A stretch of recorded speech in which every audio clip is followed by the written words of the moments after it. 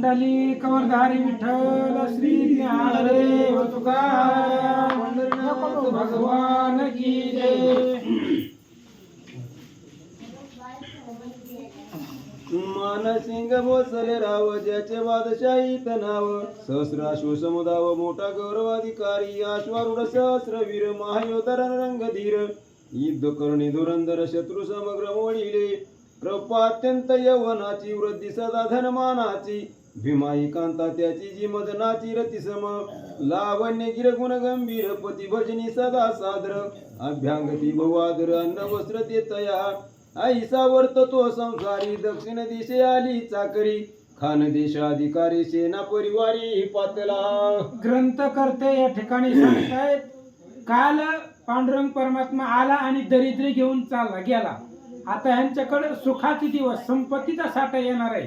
मग इकडं हस्तिनापुराला बादशाह होता आणि त्याच्या असणाऱ्या हाताखाली नोकर करत होता मानसिंग देसाई भोसले, त्यालाच देसाई किंवा भोसले म्हणतात। आणि त्याची असणारी पत्नी भीमाई रतिसम अत्यंत सुंदर त्याची पत्नी होती, पण अडचण त्यांना संतान नव्हती, त्यांना मुलं नव्हती, त्याच्यामुळे ती दुःखी होती। आणि ती असंच चाकरी करत करत करत एकदा खानदेशाच्या परिसरामध्ये आले आणि तिथं आल्यावर त्यांनी ऐकलं की कोणीतरी बोध नावाचा एक भगवंताचा भक्त आहे, असं त्यांनी कानाने ऐकलं।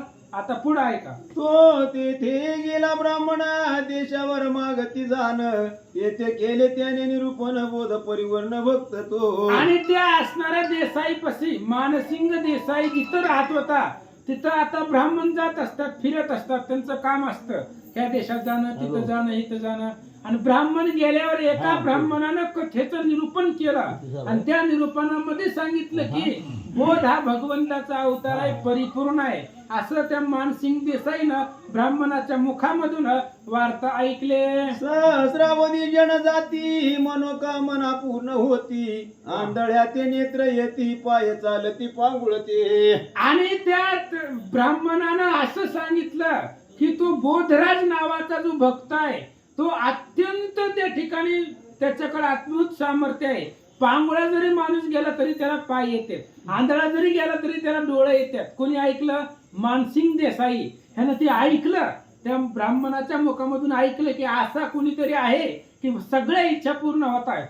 ह्या मानसिंगला इच्छा होती की संतान नव्हतं, म्हणून त्यानं ते बोध असा आहे असं त्या ब्राह्मणाच्या मुखातून ऐकलं। घोड्यांचे गेले कोड ऐशी पडली जगाची ओढ पुरती देती जे मनोरथ उघड होती सौघड वेदशास्त्री। आणि असा तो बोधराज आहे, असा भक्त आहे, अंगावरती कोड जरी असली तरी ती गेलेली आहे, म्हणजे कोणतीही अडचण घेऊन जावा, कोणतीही समस्या घेऊन जावा, मानकोजी महाराजांपाशी गेले की त्याचं निराकरण होतं, असं ब्राह्मणाच्या निरूपणामधून त्या मानसिंग देसाईनं ऐकला। हो महाराज भक्त शिखा बोध नामे गाजे टंका पंढरीनाथ झाला सका तोडी तो दुःख जगाचे। आणि तोच असणारा बोधराज नाव आहे त्याचं, ज्यानं भगवंताला सखा केलंय, भगवंताला जवळचं केलंय आणि धामणगाव क्षेत्रामध्ये तो राहतो, असं ते निरूपणामध्ये त्या मानसिंग देसाईनं ऐकला। आईशे सांगता ब्राह्मणी चित्त लागले तय स्थानी भीमाई बोले वचनी नवसमनी म्या केला।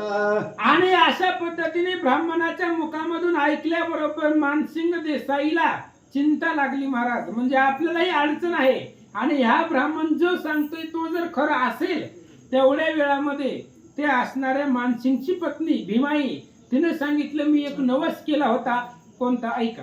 पोटी नसे संतान तरी बोधराय कृपा करून पुत्र दिदल्यास गुण हो उत्तीर्ण 5 सहस्र। आणि त्या भीमाईने सांगितलं मी नवस केला होता की बोध राजेच्या कृपेनं जर आपल्याला संतान झालं, कारण आपल्याला संतान नाही, आपल्याकडे संपत्ती भरपूर आहे, ऐश्वर्य आहे, पण संतान नाही, बोध राजाच्या कृपेने जर संतान झालं तर 5000 सुवर्ण मुद्रा हो ना मी त्या बोध राजाला देईन, असा माझा नवस आहे, असं भीमाई मानसिंग देसाईला बोलू लागले। पती असता शेजारी नवसमानी ते अंतुरी यात्रे जाऊ सहपरिवारी जे पंढरी बोधाची। आणि त्यांनी सांगितलं, त्या आपल्या पतीला सांगितलं, म्हणले असा माझा नवस आहे तर आपण जाऊ, यात्रा करत करत जाऊ।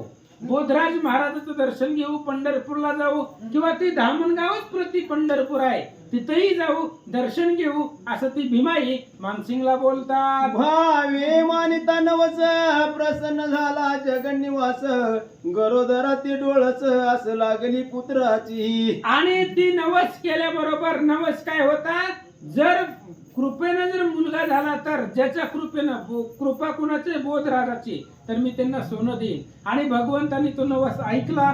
हळूहळू तिला त्या ठिकाणी असणारी गर्भसंतती वाढू लागली. ऐका, 9 मासांती पूर्ण प्रसूत झाली जाण आवळे जावळे 2 कन्यास गुण पुत्र झाला. आणि तिला त्या ठिकाणी हळूहळू 9 महिने झाला. एक सुंदर एक मुलगा आणि एक मुलगी, आवळे जावळे त्या ठिकाणी संतती झाली. एक मुलगा आणि एक मुलगी अशी संतती त्या भीमाईला झाले. एक कन्या एक कुमार जावळे झाले कुमार जात कर्म आदी उपचार केले संस्कार मानसिंगे. आणि एक मुलगा आणि एक मुलगी अशा प्रकारची त्यांना संतती झाली. हळूहळू ती असणारी लेकरं त्या 10-12 दिवसाची झाली. त्यांचं नाव वगैरे जातक ब्राह्मणाकडून करवून घेतलं. भंडार बोलून तृप्ती का भोजन दक्षिणाने का उत्सव केला सुरेखा पोटी हर्षण समाये. आनंद वाटला महाराज त्या मानसिंग देसाईला. अनेक दिवस झाला आपल्याला संतती नव्हती, ऐश्वर होतं. अनेक दिवसातून एक मुलगा आणि मुलगी पोटाला आली. त्यामुळे आपलं जे द्रव्य भांडार होतं ते फोडलं, दान धर्म करू लागला. कन्या पुत्र प्रतिपालन करिता आले प्रौढपण 8 वर्षी 2 जण रूप संपन्न झाले ते. आणि दोघही त्या ठिकाणी असणारे हळूहळू त्या ठिकाणी लहानाचे मोठे झाले. 8 वर्षाचे झाले. मुलगा आणि मुलगी दोघही, एक मुलगा आणि एक मुलगी अशी संतती होती. 8 वर्षाची झाली. ऐका, कांता कांताचे विचार मनती बोध करावे स्वयर जातीवंत आप्तसा चोर भक्त हरीचे यावरी. आणि ती असणारी पती पत्नी मानसिंग आणि ते असणारी भीमाई विचार करू लागले. म्हणले आता बोधराज आपण त्याला सोयरा करू, म्हणजे त्याच्याकडेही संतती आहे, मुलं आहेत, आपल्याकडे मुलगी आहे, आपली मुलगी त्यांच्या घरामध्ये देऊ. आणि तो भक्त आहे आणि जातही मिळते, तोही मराठा हेही मराठा, ती जातीनं त्या ठिकाणी भोसले आहेत, ते जगताप आहेत. त्याच्यामुळं काय करू आपण, सोयरीक जमू आणि आपली मुलगी त्यांच्या मुलाला देऊ असा विचार करू लागले. कन्या नामे गुणवंता पुत्रा म्हणे हनुमंता गुणीवंत गुण सरिता द्यावी त्वरित वया घरी. आणि त्यांनी विचार केला, पती पत्नीनं मानसिंग देसाई आणि भीमाई दोघं विचार करतात. म्हणले आपली मुलगी गुणवंती नाव आहे तिचं आणि मुलाचं नाव हनुमंत आहे. त्याच्यामुळे ही गुणवंती नावाची जी मुलगी, नावाप्रमाणे गुण तिच्यामध्ये होते आणि ती मुलगी मानकोजी महाराजांच्या मुलाला देऊ. त्यांचा मोठा मुलगा काय नाव आहे त्याचं, लखमोजी मोठा मुलगा आहे, त्याला आपण देऊ असा विचार करतात. व्रतारा वाक्य मानले मग सैन्य पाला निले धामण गावा निघाले गोष लागले वाद्यांचे. आणि लगेचच त्या ठिकाणी दोघांनाही पती पत्नीला विचार पटला. म्हणले चांगला आहे घराणा, पाटील घराणा आहे, चला धामण गावामध्ये कीर्ती आहे, पंचकृषी मध्ये देशादेशांतरामध्ये कीर्ती आहे, म्हणून घोडे ओरत सगळं सैन्य संपत्ती घेतलं आणि धामणगावला निघाले. दर कुच मजल करिता धामण गावा समीप येत नदी तटी उतरले समजता गावी मात फाकली ती. आणि दर मजल करत करत थांबत मुक्काम करत करत करत धामण गावाच्या शिवेपर्यंत, धामणगावला जाताना एक नदी आहे, त्या नदीच्या तटावरती किनाऱ्यावरती थांबले. एवढं मोठं सैन्य आलं. ही वार्ता गावामध्ये पसरली आणि गावामध्ये काय वार्ता झाली ऐका. लष्कर आले ग्राम लुटना जनात झाला दनाना गुप्त पळती जाना कोणी कोणान पुसती पै. आणि त्यावेळेस लोकांना असं वाटलं की नगरच लुटायला आले, कारण एवढं सैन्य त्याचं संघ घेऊन आला होता. अनेक अश्वदळ होतं, पायदळ होतं, एवढं सैन्य घेऊन आलं. गावातल्या लोकांना वाटलं ही लुटेकरू आहेत, लुटणारे आहेत, त्याच्यामुळे सगळी त्या ठिकाणी लपून बसू लागली असं सांगतात. ग्रामी झाला वरजळा फौज उतरली सकळा नदी तटी नीर सुकाळा क्लेश कौनान सोसे. आणि सगळी त्या ठिकाणी असणारी गावामध्ये वार्ता पसरल्यामुळे घाबरू लागली. आणि हे जे मानसिंग देसाईचं सैन्य आलं होतं ते नदीच्या किनाऱ्याला थांबलं होतं, पाणी चांगलं होतं, त्याच्यामुळं सर्वांना आनंद होता. वागा लाविली नीट उतरले भार विट मानसिक जी सुबट घ्यावया भेट निघाले. आणि मानसिंग देसाईचं सगळं सैन्य होतं. भीमाई त्याची पत्नी होती, गुणवंती मुलगी होती, हनुमंत मुलगा होता. ही चौघही सगळ्या परिवारासहित आले होते आणि मानसिंग देसाई त्या नदीच्या किनाऱ्याला उतरले आणि मानकोजी महाराजांची भेट घेण्यासाठी पुढे निघाले. सुखासनी भीमाई वैसोनी जात लवलाई हेमवत्री गरजती पाही लागली गाई वाद्यांची. आणि ती असणारी भीमाई आसनामध्ये बसलेली होती. पालखी, ती पाळणा असतो त्याच्यामध्ये, पालखीमध्ये बसवलेली ती सुखासनामध्ये बसलेली होती आणि निघाली. वाजे गाजे आले घरा बोध बैसविले विचारा ममता परतली मज घरा सरसावून पदरा घेतले. आणि सगळं वाजत गाजत सैन्य घराला आलं. एवढं मोठं सैन्य आलं मानकोजी महाराजांच्या घराला. बोधराज अंगणामध्ये होते, ममताई साहेब आतमध्ये होत्या. एवढं सगळं कोणीतरी बाहेर न आलंय म्हणून आपली साडी वगैरे त्यांनी पदर डोक्यावर घेतला. ऐका, घर आले मानसिंग बोधा पाहता झाला विराग नमस्कारीला सांगा त्याने सर्वांग निवाले. आणि मानसिंग भोसले त्यांचीही प्रसिद्ध कीर्ती होती. तेही त्या ठिकाणी सामर्थ्यवान होते. बोधराज त्यांना भेटले, एकमेकाला भेटले, आनंद वाटला. भीमाई ममते ते नमिता सांगे सर्व वृत्तांता पुत्र घाली पायावरता कन्या धुईता सहित पै. आणि भीमाई मानसिंगची पत्नी ममताईच्या पाया पडली आणि ममताईला घडलेली सगळं वर्तमान सांगितलं.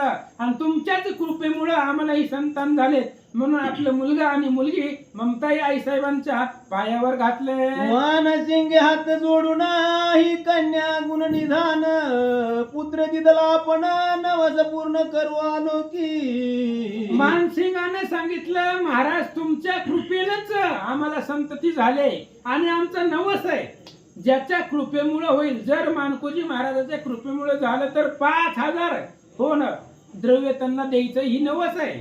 हे फेडण्यासाठी आम्ही इथं आलो तर असं सांगता. नवस पुरवी धनपती पंचसहस्र होन सुमती पाया पुढे ठेविती नमस्कारी ती निज भावे. आणि ते असणाऱ्या राजाने सांगितलं नवस आहे आणि नवस फेडायला 5,000 सोनं त्या ठिकाणी असणारे द्रव्य मुद्रा आणल्या आणि मानकोजी महाराजांच्या पायावरती ठेवल्या. आधी का खायला काही नव्हतं आबा, काल ऐकलं ना आपण 3 दिवस तिच्या पोटामध्ये अन्न नव्हतं चालत गेल्यामुळे. हा, पण भगवान परमात्मा दरिद्री घेऊन गेला आणि देव गेल्याबरोबर 5,000 सुवर्ण मुद्रा लगेच मानकोजी महाराजांच्या पायावर त्या ठिकाणी पोच झाले. केले सहस्र भोजन या उपरी बोधाला गुण राव बोले मधुर वचन ऐक मन देऊनी. आणि भोजन झालं, सगळ्यांचं जेवण वगैरे झाली. त्यावेळेस दोघ जण मानकोजी महाराज आणि मानसिंग दोघही त्या ठिकाणी बसले. त्यावेळेस मानसिंग भोसले शिवा त्या असणाऱ्या मानकोजी महाराजांना काय बोलतात ऐका. गुणवंता हे रुपाळी मम उदरी नवसे झाली ती म्हणे तुम्हा देऊ केली ती अंगीकारिली पाहिजे. आणि त्यांनी सांगितलं, कोणी मानसिंगने सांगितलं, ही गुणवंती माझी मुलगी आहे, तुमच्या कृपा आशीर्वादाने झाल्यामुळे तुमच्याच घरामध्ये द्यावी असा माझा विचार आहे, त्यामुळं माझ्या मुलीचा स्वीकार करा असं मानसिंग बोलू लागले. उभय पक्षी कन्यादान करावे माझे हे मन तरी करावे पावन मने अनुमान न धरावा. मानसिंगने सांगितलं, महाराज अनुमान धरू नका, कुठल्याही प्रकारची शंका आणू नका. ही मुलगी तुमच्या घरामध्ये द्यायची आहे, आमचं पहिल्यापासून ठरलेलं आहे, त्यामुळे या मुलीचा स्वीकार करा असं मानसिंग बोलतात. बोधला मने जी दातारा मी दरिद्री अवधारा अन्न मिळे ना उदरा धन वस्त्र विटाळू. मानकोजी महाराजांनी आहे ती परिस्थिती सांगितली. त्यांनी सांगितलं, हे बघा तुम्ही राजा आहे, तुमच्याकडे एवढं सैन्य आहे, एका गावात जेवढी लोकसंख्या नाही तेवढं सैन्य तुमचं आलंय, पण आमच्याकडे उद्याची खायची पंचायत आहे, आमच्याकडे गरिबी आहे, आम्हाला 8 दिवस उपवास घडतो, आमच्या घरामध्ये संपत्ती नाही, संतती नाही, काहीच पद्धतीनं धनधान्य नाहीये. मग जरा तुमच्या जर इष्टिकीचा विचार केला तर सोयरं जमतंय का ते बघा असं सांगतं. आती दरिद्री आम्ही राजधानी धनी तुम्ही समानता न येईन आम्ही गरीब कामिनी साचा. आणि भोसले महाराजांनी सांगितलं आम्ही गरीब आहेत आणि तुम्ही देशाचे राजे आहेत. तुमच्याकडे अफाट संपत्ती आहे, पैसा आहे, आम्हाला एक टाइमाचं खायला भेटत नाही.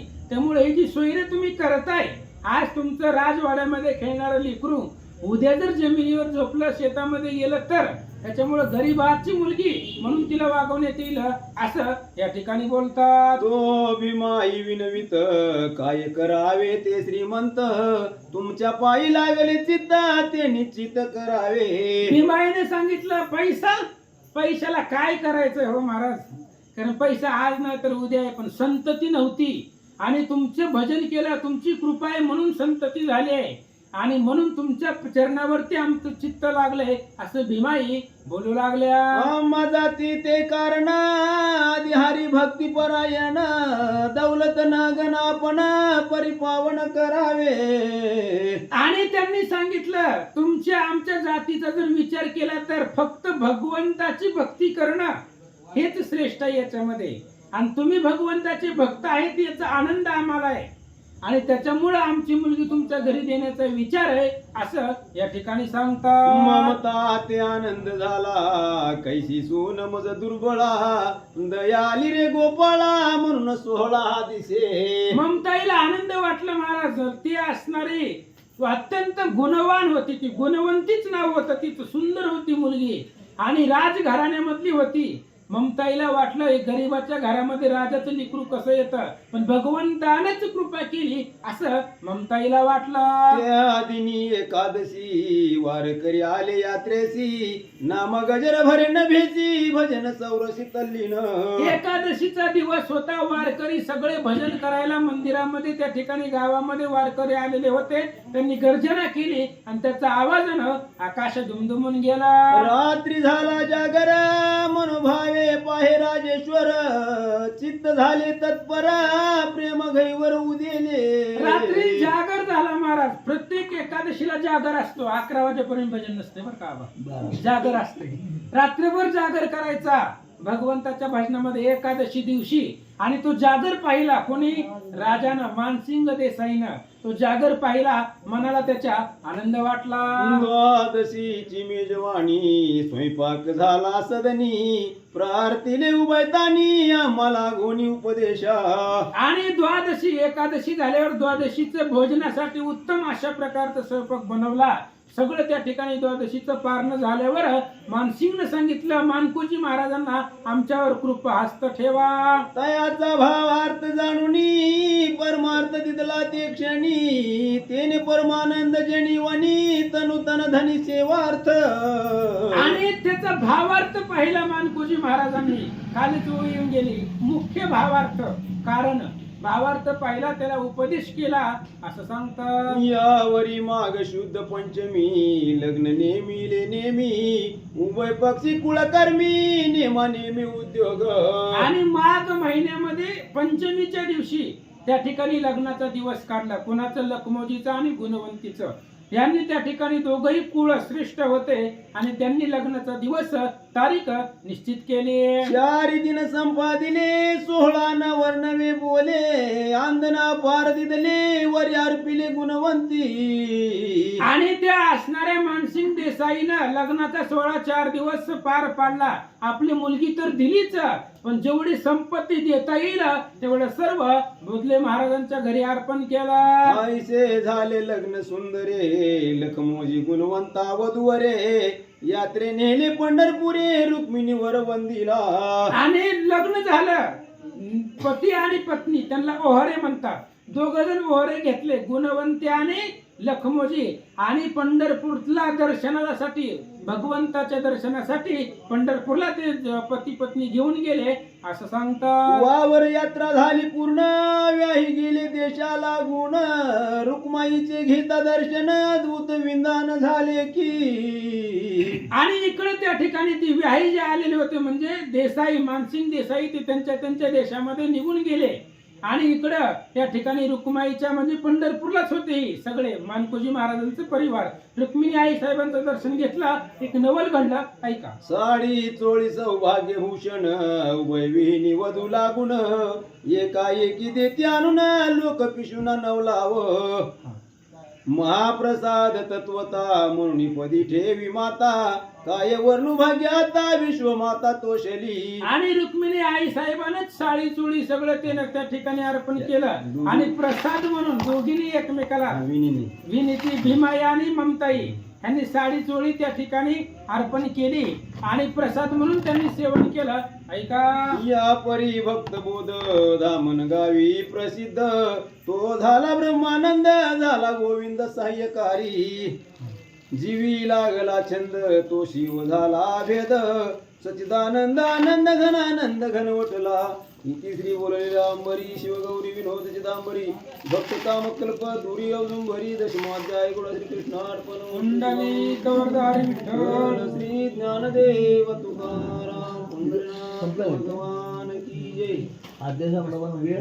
पूर्वाद्ययी कथानक दरिद्र दान केले अलौकिक लग्न झाले मना सुख हरले दुःख प्रपंचाचे. ग्रंथ करते या ठिकाणी सांगतायत पाठीमागच्या अध्यायामध्ये मग कालच्या प्रसंगामध्ये आपण पहिलं दरिद्र्य दान केलं, ममताईनं दरिद्र्य भगवंताला दान केलं आणि सुखाचे दिवस आले आणि लखमोजीचं आणि गुणवंतीचं लग्न ही कालपर्यंत म्हणजे पाठीमागच्या अध्यायापर्यंत आपण पाहिलं. आता ही 11वा अध्याय म्हणजे 11वा अध्याय. आता याच्यामध्ये काय कथा, ऐका. व्याहीन दिले आंदन वर्णवास 5 सहस्र होन अपार संचले धन परिबोध मनी उदास. आणि त्याचा जो व्याही होता मानकोजी महाराजांचा तो अफाट श्रीमंती होती त्याच्याकडं, त्यानं अफाट धन दिलेलं होतं, पैसा भरपूर आलेला होता मानकोजी महाराजांजवळ. पण बोधले महाराजांनी विचार केला पैसा आपल्याकडे ठेवायचाच नाही, कारण पैशाने काय काय होतं, ऐका. मने द्रव्य आणि कांता भूमी भाग धृती तत्वता नरक साधन करी घाता दुजी प्रौढता न होई. मानकोजी महाराजांनी विचार केला द्रव्य आणि कांता ही नरकाला जाण्याचं साधन आहे, जास्त पैसा असणं उपयोगाचं नाही. आणि ही जर असेल धनलोभ वाढतो त्याच्यामुळे त्या ठिकाणी नरकाला जाण्याचं साधन आहे, असा विचार मानकोजी महाराज करतात. ते जीवघातक अनन्य करी पातक ते होऊनी बाधक रमानायक धुनावे. पैशानं काय होतंय, संपत्ती जर असेल धनानं काय होतंय, आपली जी काही जवळचे यांचा घात धनानं होतो आणि धनानं नाही ती दुष्कर्म आपल्या हातून घडतात. पैसा असल्यावर माणूस काही करतो, वाईट मार्गाला जातो आणि एवढ्यानं काय होतं, लक्ष्मी नायक दुरावतो, भगवंत लांब जातो. म्हणून विचार मानकोजी महाराज करतात. श्रीपती अति समर्थ अल्पधैर्या ते पाहत लक्ष्मी जया सेवार्थ ऐसा नाथ दयाळू. अशा पद्धतीचा भगवंत दयाळू आहे महाराज. भगवान परमात्मा समर्थ आहे, ऐसा तू समर्थ ब्रह्मांडाचा धनी. पण भक्ताचं अल्प धैर्य पाहतो, भक्ताकडे धैर्य किती आहे, तो या असणाऱ्या संकटामधून तारून जातो का नाही हे पाहतो. अहो ज्याच्या चरणाची सेवा लक्ष्मी करते असा तो भगवंत कृपाळू आहे, असं या ठिकाणी सांगतात. ती लक्ष्मी उपभोगीता मात्र गमन घडे तत्वता रोष येईल दीननाथा लाविला प्रपंच पाठीशी. हे भक्ताचा विचार आहे महाराज. भगवंताचे निस्सीम भक्त आहेत त्यांचा तो विचार आहे. काय विचार आहे, कारण पैसा ही दासी आहे कुणाची, भगवंताच्या चरणाजवळ राहणारी भगवंताचीच पत्नी आहे लक्ष्मी. आपण पैशाला लक्ष्मी म्हणतो आणि लक्ष्मी भगवंताची पत्नी आहे आणि तिचा जर आपण भोग उपभोग घेतला तर ती गुरुपत्नीचा त्या ठिकाणी दोष लागतो. म्हणून या पैशाला स्पर्श करायचा नाही असा विचार मानकोजी महाराज करतात. पडे संसार बांधवाडी तेने परमार्थ ताडा तोडी जोडी जोडीली जोडी दया बिघडी धन लोभ. संसाराला आल्यानंतर ना भगवंताचं भजन करायचं असतो, याच्यामध्ये जर आलं तर धनाच्या विषयानं धन जर जोडलं गेलं तर लोभ वाढतो. धनापाशी लोभ आहे असं सांगतात. धना लोभाचे निवळसे आप पर नेणे पिसे कर्मा कर्मी कासा विस लागला लोभ धनाचा. धनामुळं काय होतंय, धनाच्या लोभामुळं, धन असलं की लोभ वाढतो. लोभामुळं आपलं आणि दुसऱ्याचं कळत नाही. आपण आपल्याला मारतो. कशामुळं? धनामुळं. संपत्तीमुळं चांगली नाती दुरावतायत. चांगलं कर्म संपत्तीमुळं घडत नाही. अशा पद्धतीने सांगू लागले. धनेची सत्ता उपाधी भलते मिसे लागे व्याधी नसावे साधका आधी कृपानिधी सापडेना. धनामुळेच उपाधी लागताय. धनामुळं सत्ता आहे. धनामुळं सत्ता आहे. पैशामुळे उपाधी आहे. आणि हे सगळं लौकिक अर्थ आहे. लौकिकासाठी आहे. परमार्थाची प्राप्ती करण्यासाठी धन उपयोगाचं नाही. मानकोजी महाराज बोलतात. आईसे जाणून अंतरी बोधला मनी विचारी मिळवून या भिकारी तया करीतो संतार्पणा. विचार केला मानकोजी महाराजांनी. पैसे घरात ठेवायचेच नाही. काय करायचं पैसा घरामध्ये ठेवून? मग काय करायचं? आता सगळे वारकरी बोलवायचे, बोलवून आणायचे आणि त्यांना ते देऊन टाकायचं. संत अर्पण करायचं. हे जेवढा पैसा आहे तेवढा संतांच्या कार्यासाठी लावायचा. आणि पहिलं जसे दिवस होते तसेच घरामध्ये आणायचे. मानकोजी महाराज बोलतात. मिळाले द्विजांचे वृंद पंक्ती बैसल्या विविध दक्षिणा देऊनी शुद्ध धरावी बुध तोषविले. आणि अनेक ब्राह्मण आले महाराज. पैसे वाटायला लागल्यावर कोण जाईना महाराज. जी पांढरी कपडे ज्यांना नव्हती वेश घालून गेले पैसा भेटायला. त्याच्यामुळे त्या ठिकाणी गेले. अफाट अनेक द्विज लोक आले. जेवण झालं, संपत्ती वाटली.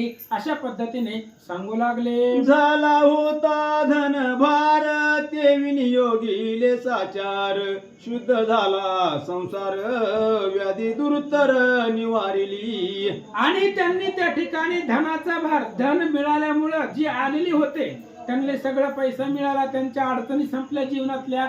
अशा पद्धतीने सांगतात. वस्त्रे भूषणे भांडी सर्वांची केली उंडी तपी दिजवर दंडी तेने पिंडी आनंद. अनेक आले होते महाराज. तपी, जपक, साधक सगळे त्या ठिकाणी आलेले होते. जप करणारे, तप करणारे, योगी मुनी, सिद्ध साधक सगळं आलेले होते.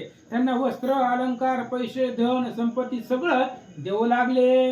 ग्रहीन उरले कन शुद्ध झाले अंतकरण ममता व्याधी चिंतेन झाले निर्धन पुन्हा मी. आणि इकडे घरामध्ये काहीच ठेवलं नाही मानकोजी महाराजांनी. संध्याकाळपुरतं तरी ठेवावं की काही सुद्धा नाही.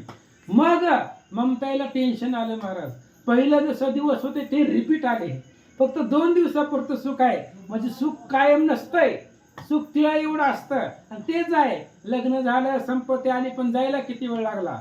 आणि विचार केला ममताई आई साहेबांना. पहिले जसं 8-8 दिवस उपाशी राहत होते तेच दिवस आता परत आले असा विचार करू लागल्या. आता मुले काय खाती अन्न नाही निभ्रांती दरिद्र आले कर्मगती काय संचिती कळेना.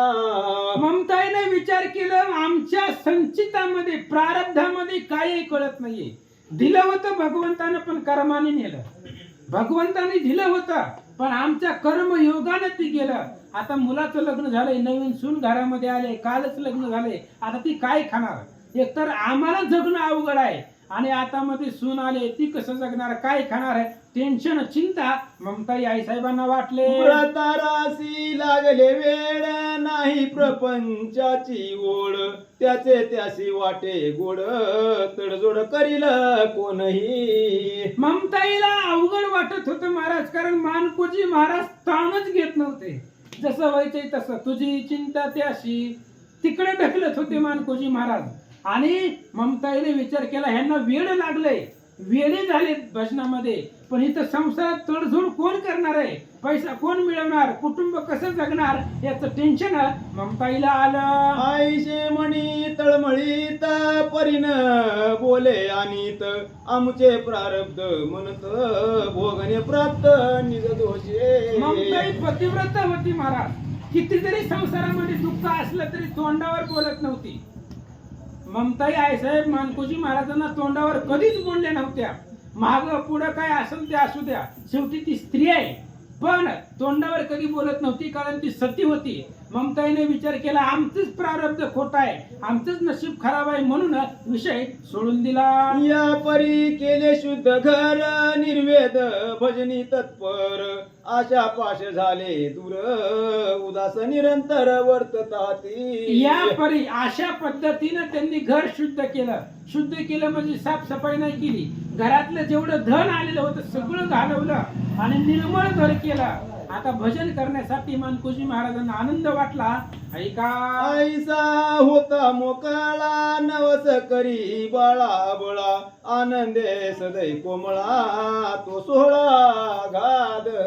आणि अशा पद्धतीने मोकळे झाले मानकोजी महाराज. कशाचं स्थान राहिलं नाही. पण जे काही असणारे त्यांचे निष्ठावंत भक्त होते ते नवस करत होते, ते नवस पुरवलाही जात होता. अशा पद्धतीने पहिल्यासारखं चालू झालं. नवस आणि वस्त्रधन कामिक करीती तुझ भोजन तेने निर्वाह चाले नित्य दिन उरले धन धर्म करी. आता मानकोजी महाराजांच्या घरामध्ये कसं, आता काही काही कामिक असतात, मनामध्ये इच्छा धरून नवस केलेला असतो, मग नवस फेडण्यासाठी काहीतरी दान दिलेलं असतं, तेच दान घ्यायचं, घरचा थोडा संसार चालवायचा, राहिलेलं पुन्हा धर्मासाठी दान करायचं, असा त्यांचा उदरनिर्वाह चालू होता. घरी न ठेवी किंचित धन सदा मोकळा आनंद घन भजन पूजन ध्यान चिंतन आवडी करुणी करीतासे. आणि मानकोजी महाराज संपत्ती आणि घरामध्ये ठेवत नव्हते. आपल्याला किती लागते तेवढंच बाकीचं वाटून टाकत होते. त्याच्यामुळे सर्वदा मोकळे होते आणि भगवंताचं भजन करत बसले होते असं सांगतात. साधू गुणी समागम सत्काळ राटी उत्तम नसे मनी क्रोध काम सदा निष्काम निर्मोही. आणि मानकोजी महाराजांच्या मनामध्ये कुठल्याही प्रकारचा राग नव्हता, कोणत्याही प्रकारची इच्छा मनामध्ये नव्हती. निष्काम सेवन निष्काम मनानं भगवंताची भक्ती करत होते. पद्मदळ ते जळी असून नातळेची तया लागून तेवी विठ्ठल तेवीस पद्मदळ जळी असून नातळेची तया लागून तेवी विठ्ठल भजन करीतासे अनुदीन. उदाहरण दिलं महाराज, कमळाचं फुल पाण्यात असतं पण ती कधी पाण्याला स्पर्श करत नाही, पाण्याच्या वर राहतं. तसं संसारामध्येच राहत होते, पण त्या ठिकाणी संसाराला स्पर्श न करता निष्काम भावनेने भगवंताचं भजन करत होते असं सांगतात. आली आषाढी एकादशी लोक जाती पंढरीशी प्रपंच संपादून ग्रह माया त्यागुण सारीशी. आता पुढे आषाढी एकादशी आली आणि आषाढी एकादशी आल्याबरोबर भाविक लोक भक्त लोक पंढरपूरला जात होते आणि मानकोजी महाराजांना सुद्धा वाटलं आपण पंढरपूरला जावं. काय करतात, वारी करिता प्रेमळ वारी जन्मांतर खळमळ सांडोनी मन तळमळ झाले केवळ तद्रुपता. वारी करायची. वारी वारी म्हणजे नेमकं काय, वारी करणं म्हणजे काय, तर जन्म आणि मरण वारणं याला वारी म्हणतात. आणि मानकोजी महाराज तीच करत होते. पंढरपूरची वारी करायची, दामणगाव ते पंढरपूर ही वारी करत असताना आपलं जन्म मरण संपलं पाहिजे. आपल्याला कुठंतरी एकमेव मोक्ष सायुज्य स्थान प्राप्त झालं पाहिजे, याच्यासाठी भगवंताची वारी असते. उगाच जायचं पंढरपूरला दर्शन करायचं, निष्ठीनं माघारी यायचं, पुन्हा संसार करायचा, हे ना मोक्ष भेटत नाही.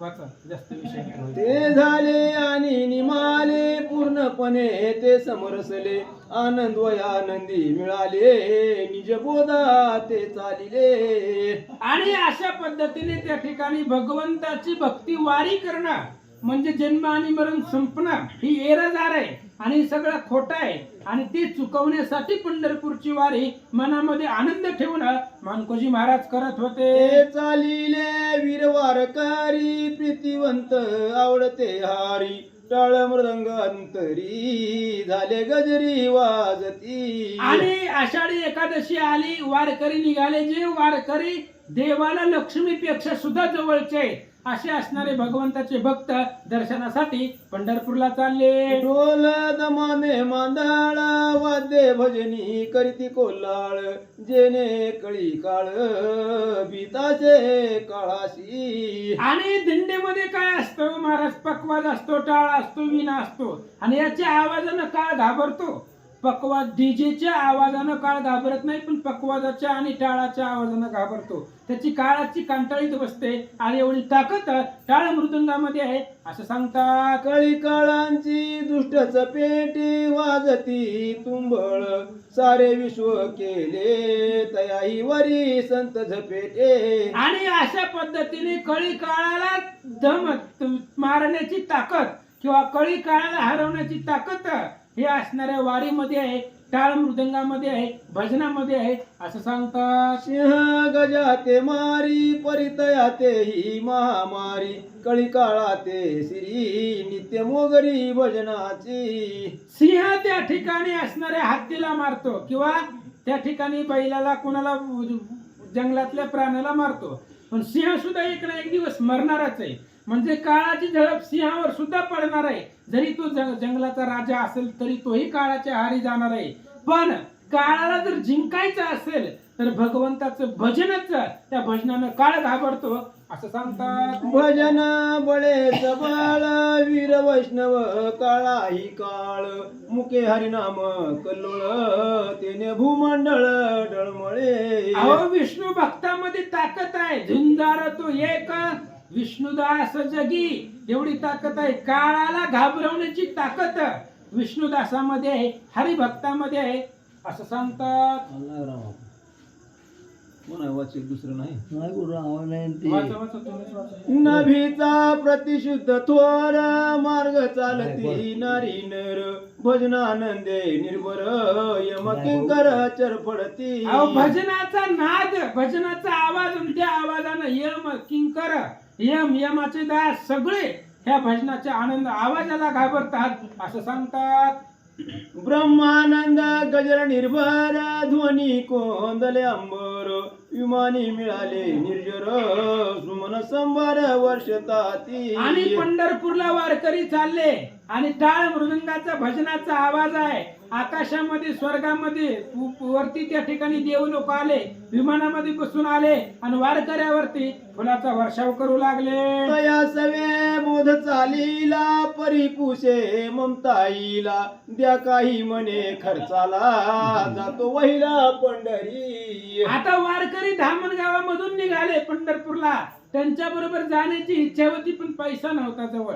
ममताईला विचारलं, म्हणले हाय का थोडं खर्ची दी फक्त जाण्यापुरती, बाकी मला कशाला पैसे लागतात, फक्त जायला यायला किंवा तिथं चंद्रभागेत दान करायला, ब्राह्मणाला दान करायला काहीतरी पैसा असेल तुझ्यापाशी, कुठं कपाटात डब्यातलं कोण ठेवलेलं तर मला दे असं मानकोजी महाराज ममताईंना बोलता. ममता म्हणे तन मन याविन नसे आन त्या अंबाबाईची आन द्रव्य नाकन काही नसे. ममताईने सांगितलं, महाराज काहीच नाही घरामध्ये, फक्त तन आणि शरीर आणि मन एवढंच आहे. अंबाबाईची शपथ घेऊन सांगते घरामध्ये काहीच नाही, कुठनं द्यायचं तुम्हाला, काहीच घरामध्ये नाहीये असं ममताई मानकोजी महाराजांना बोलतात. मग उत्तम म्हणून बोधला विळा दोर पडताळीला पंढरी यात्रेसी चालीला नामाथीला वैष्णव. मग मानकोजी महाराजांनी विचार केला, पैसे नाही म्हणून वारी कॅन्सल करायची नाही. विळा आणि दोर घेतला, दोर आणि विळा हातामध्ये घेतला, खांद्यावरती टावेल घेतला. मानकोजी महाराज त्या वारकऱ्यामध्ये मिसळले, पंढरपूरला चालले. भोग त्यागी जाय योगी वारकरी संत संगी भजन प्रेमांतरंगी सदा सत्संगी निर्वाह. आणि त्या असणाऱ्या वारकऱ्याच्या सत्संगतीमुळं त्या ठिकाणी महाराजांना आनंद वाटत होता आणि त्या वारकऱ्यामध्ये मिसळून पंढरपूरला निघाले. भजनानंदे डोलत मार्ग चाले अनुमत पंथी ग्रामी कळता मात येती धावत दर्शनाशी. आणि भजनाच्या आनंदानं डुल्लत डुल्लत मानकोजी महाराज धामणगावाहून पंढरपूरला निघाले. रस्त्यानं अनेक गावं लागतायत, पंथ लागतायत, मुक्काम होतो आणि जे काही पंचक्रोशीतली लोक आहेत त्यांना कळलं की मानकोजी महाराज बोधले महाराज आले, त्यांच्या दर्शनाला लोक येत होती. आरत्या उजळून ताटी ओवाळती जग जेटी दंडवत इटी मिठी घेती भेटी आलिंगणा. येत होते सगळे भाविक भक्त आरत्या घेऊन मानकोजी महाराजांना ओवाळत होते, दर्शन घेत होते. अशा पद्धतीने सांगतात. भोजना पाने तोषवीती रात्री कीर्तन ऐकती प्रभाते मार्ग चालती संत संगती महापंते. आणि मग यायचं रात्रीच्या मुक्कामाचं जिथं मुक्काम आहे तिथं आधी कीर्तन करायचं, कीर्तन झाल्यावर जेवण करायचं, जेवण झाल्यावर झोपायचं आणि सकाळ पुन्हा भजनाच्या गजरामध्ये पंढरपूरला निघायचं. असं मानकोजी महाराज निघाले. जवळ येता पंढरी पुढे गेले ते वारकरी बोधे विळा घेऊनी करी तृण निर्धारी कापिले. आणि आता पंढरपूर जवळ आलं, 5 किलोमीटर अंतरावरती राहिल्यावर सगळे वारकरी पुढे गेले. मानकोजी महाराज पाठीमागे राहिले. घरनं विळा आणि दोरी आणली होती, गवत कापलं, तिथलं असणारं शेजारचं पण रस्त्याच्या कडेचं किंवा शेतातलं गवत त्यांनी कापलं, गवताचा भारा घेतला आणि निघाले. तृण पडिले अपार दोरे बांधी एक भार माता घेऊनी सत्वर पातला तीर चंद्रभागे. आणि पाऊस पडलेला होता त्यामुळे गवत अफाट जमिनीवरती आलेलं होतं. विळ्यानं सगळं गवत काढलं आणि दोऱ्यानं त्याचं पेंडकं बांधलं, डोक्यावरती घेतलं. चंद्रभागेच्या तीर्थापर्यंत नदीपर्यंत मानकोजी महाराज आले. चंद्रभागेचा प्रवाह ते ज्ञान गंगाची स्त्रवाह दृष्टी स्पर्शे शोकमोह जाऊन निर्मोह होती. चंद्रभागेचं पावन तीर्थ आहे जगामध्ये. आपण भक्ती विजयामध्ये कथा ऐकले. चंद्रभागेच्या तीर्थाचं दर्शन घ्यायला गंगा यमुना सरस्वती येत होत्या. एवढी पवित्र आहे, ज्ञान दृष्टी आहे ती, ज्ञान गंगा आहे. आणि तिला स्पर्श केला की मनातले काम क्रोध विकार संपतात. एवढं पवित्र त्या चंद्रभागेचं पाणी आहे असं सांगतात. मोह शोक काम लोभाते निर्दाळी भीमा दंभाते निरभरले तटा परते नाही रीते कोठेही. आणि त्या नदीचं एवढं पाण्यामध्ये सामर्थ्य आहे. चंद्रभागेमध्ये काय सामर्थ्य आहे? काम क्रोध लोभ मद मत्स्य अहंकार हे सगळे विकार घालवण्याचं सामर्थ्य त्या चंद्रभागेमध्ये आहे असं सांगतात. जलसागराची भरला की महाफणी आडवा पडला मार्ग पायाचा रुधला लोह लागला नौकेचा. आणि अफाट पाणी, आता सध्या पंढरपूरला किती पाणी आलंय, चंद्रभागेला अफाट पाणी आलेलं आहे. आता सम मोठा सापच आडवा पडावा तसं त्या ठिकाणी अफाट पाणी. पलीकडे जाण्यासाठी नौकेचा सहारा घ्यावा लागत होता, पायानं चालत जाता येत नव्हतं. ऐका. नावाडी आणि नौका परपार करीती लोका द्यावया पाहिजे रुका तेने निका नेतासे. आणि इकडे त्या ठिकाणी चंद्रभागेला फुल पाणी आलंय. आता 2-3 पूल झाले, पहिलं काही नव्हतं. आणि त्यावेळेस पलीकडे जायला एक नाव होती, पण नावात बसायचं म्हणल्यावर पैसे द्यावे लागतात. नावाडी पैसे आधी जमा करतो मग पलीकडे सोडतो. मानकोजी महाराजांकडे तीच अडचण होती, पैसेच नाही तर पलीकडे जायचं कसं. ऐका. हे संसार सागर तारू नाम नौका ते आधारू आश्रय मोक्ष वाट सरू पहिलं पारू पावती. आणि संसार नावाचं असणारी त्या ठिकाणी नौका, त्या ठिकाणी संसार नावाचं पाणी आहे आणि त्याच्यामध्ये नाव नावाची नौका आहे, नामरूपी नौका आहे. आणि नावरूपी नौका संसार रूपी पाण्यामधून तारून चंद्रभागेच्या म्हणजे ह्या जन्म मरणाच्या पलीकडे भगवंतापर्यंत पोहोचवते असं सांगतात. ते नाम नावेत वैसोनी परतीरा जाती ज्ञानी फडके वैराग्ये निशानी महाजीवनी चालली. आणि काही जी काही साधक भक्त आहेत ती काय करतात, नावाच्या नौकेमध्ये बसतायत. नावाड्याच्या नाही, भगवंताच्या नावाची नौका त्याच्यामध्ये बसतायत आणि संसार रूपी नदी पार करून वैराग्य नावाचं शिखर ते नावाच्या सामर्थ्यावरती गाठतात असं सांगतात. अथंगा पाणी आवरता नाम नाव वरी तरंगत सद्गुरु आवले हाकीत पंढरीनाथ म्हणून या. आणि त्या असणाऱ्या नावामध्ये, नाव कशाचे, संसार रूपी नाव आहे, त्याच्यामध्ये त्या ठिकाणी पाणी आहे आणि त्या असणाऱ्या नामरूपी नावेमध्ये बसून सद्गुरु त्या ठिकाणी असणारा तो नावाडे आहे. आणि पंढरपूरचा पांडुरंग तो सद्गुरु दाखवतो. असं सांगतात. रणभारा समवेत बैसले धर्म नावेत विठ्ठल नाम घोष गाजत मच्छ प्रेमा तेजा परी. आणि त्या ठिकाणी असणारी तृणाचं जे काही गवताचा पिंडी डोक्यावरती आहे असं त्या ठिकाणी मानकोजी महाराज नाव्यामध्ये बसले. ऐका. पैल पार आले सुगम परत टाक मनोरम उद्यानी कल्पवृक्ष द्रुम पुरे काम कल्पना. आणि कस तरी चंद्रभागेच्या पहिल्या तीराला आईल्या तीरावरून पहिल्या तीराला गेले. नदी पाडून चंद्रभागा तारून मानकोजी महाराज ते गवताची तशीच पिंडी घेऊन पुढे गेले. आनंद वाटला. कामधेनू चरती सैरा कामिकाचा कामपुरा चिंतामणीचे पात्रा घाट सुंदर बांधिले. आणि ते असणाऱ्या चंद्रभागेमध्ये किती संपत आहे. त्या राजाची कथा आपण ऐकली भक्ती विजयामध्ये. त्या ब्राह्मणाने सांगितलं होतं कामधेनू नावाच्या गाये चिंतामणीची दगड आहेत. तुझं फक्त शिखर सोन्याचं आहे. तिथं चिंतामणी नावाचे दगड चंद्रभागेमध्ये लोळताय असं सांगितलेलं. आणि तेच आहे तिथं चंद्रभागेत त्या असणाऱ्या परिसासारखे चिंतामणी सारखे त्या ठिकाणी दगड होते. पुन्हा कामधेनू सारख्या गायी होत्या.